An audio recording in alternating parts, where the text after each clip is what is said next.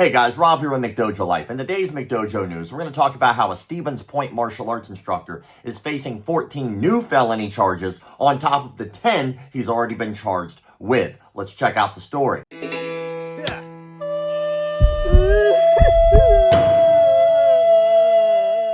A 45-year-old Portage County martial arts instructor who was previously charged with child pornography possession is facing 14 new felony counts alleging he sexually assaulted a child staying in his home. Stephen C. Menagerie Decker of Amherst previously pleaded not guilty to 5 felony counts of child pornography possession and 5 felony counts of virtual child pornography possession. He's scheduled to go on trial on charges in August. On Monday, Menagerie Decker pleaded not guilty to new charges of 6 counts of sexual assault by a person who works or volunteers with children, 5 counts of second-degree sexual assault causing injury, 1 count of child enticement, 1 count of second-degree sexual assault with use of force, and 1 count of causing mental harm to a child. According to the criminal complaint, in February, a Stevens Point detective interviewed a woman who said that she was a 15-year-old foreign exchange student attending Stevens Point area senior high when she lived with Menagerie Decker and his wife. The woman said everything was fine when she first moved into the home, but then Menagerie Decker began asking her inappropriate questions about boyfriends and her sex life, according to the complaint. Menagerie Decker began touching the then 15-year-old on the hands and legs, and he would tickle her, according to the complaint.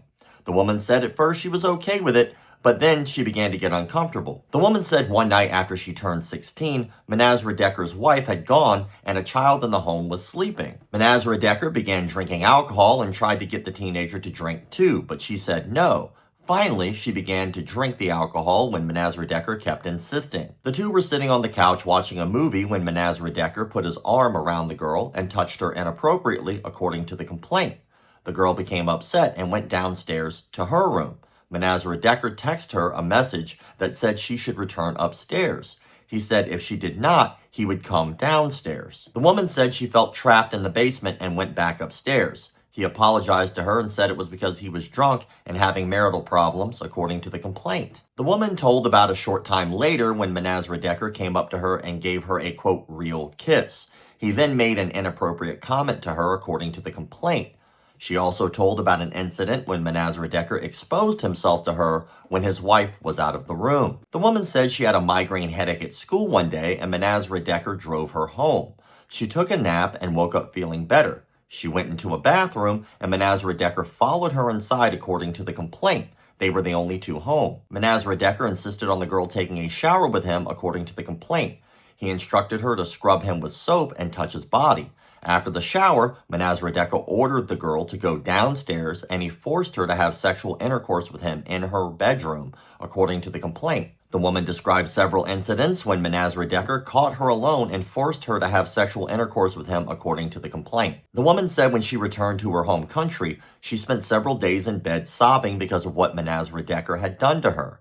She said she received psychological treatment for the trauma and was prescribed medication, according to the complaint. The woman said she had complied with Menagerie Decker because she knew he was a martial arts instructor and she was afraid he would kill her, according to the complaint. The woman said Menagerie Decker kept in contact with her through social media after she returned home. He insisted she send him naked pictures of herself, and he sent her pictures of his genitals, according to the complaint. Menagerie Decker is being held on a $100,000 cash bond set February 25th by Portage County Circuit Judge Louis Malepsky, Jr.